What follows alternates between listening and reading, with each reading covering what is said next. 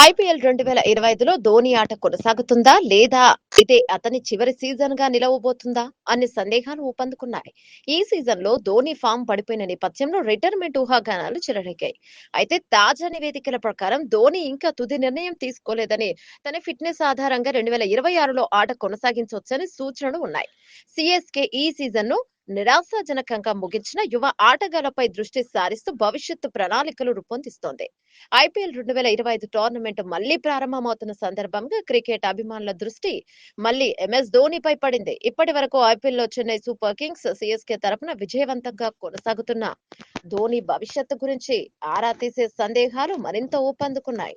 43 ఏళ్ల వయసులోనూ ఐపీఎల్ మైదానంలో తన జాడను మిగిల్చిన ధోని 2019లో అంతర్జాతీయ క్రికెట్ కు గుడ్ బై చెప్పినప్పటికీ ఐపీఎల్ లో మాత్రం ఇప్పటికీ క్రియాశీలకంగా ఉన్నాడు. అయితే ప్రస్తుత సీజన్ లో ఫామ్ తగ్గడము, ఫిట్నెస్ కు సంబంధించిన ప్రశ్నలు ఉత్పన్నమవడము చూస్తే ఇది ధోని చివరి ఐపీఎల్ కావచ్చని కొందరు అంచనా వేస్తున్నారు. అయితే తాజా నివేదికలు మాత్రం మరో కోణాన్ని చూపిస్తున్నాయి. ధోని ఇప్పటి వరకు తన రిటైర్మెంట్ పై ఎలాంటి స్పష్టత ఇవ్వలేదని, 2026 సీజన్ లో కూడా ఆయన మళ్లీ మైదానంలో కనిపించే అవకాశం ఉందని టైమ్స్ ఆఫ్ ఇండియా పేర్కొంది.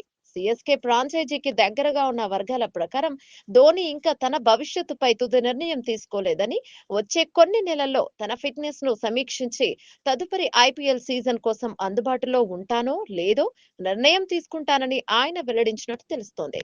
అయితే 2025లో సిఎస్కే ప్రదర్శన మాత్రం పూర్తిగా నిరాశపరిచింది. కెప్టెన్ గా రుతురాజ్ గైక్వాడ్ ఫిట్నెస్ సమస్యలు ఎదుర్కొనడం, ధోని బ్యాటింగ్ ఫామ్ కూడా జట్టును మరింత నెమ్మదింపచేసింది. మెగా వేలం ద్వారా తీసుకున్న ఆటగాళ్లలో రాహుల్ త్రిపాఠి, అజయ్ శంకర్, జామీ ఓవర్టన్, దీపక్ హుడా వంటి ఆటగాళ్లు ఆశించిన స్థాయిలో ప్రదర్శించలేకపోయారు. మొత్తంగా చూస్తే ఎంఎస్ ధోని రిటైర్మెంట్ గురించి ఇప్పటికీ స్పష్టత లేనప్పటికీ అతని అభిమానులు మాత్రం మళ్ళీ ఒక్కసారైనా మైదానంలో అతన్ని చూసేందుకు తహతహలాడుతున్నారు. ఐపీఎల్ 2025 సీజన్ తర్వాత ధోని పక్షిరాజు లాంటి ప్రయాణానికి ముగింపు పలుకుతాడా లేదా అన్నది మరికొంతకాలం వేచి చూడాల్సిందే.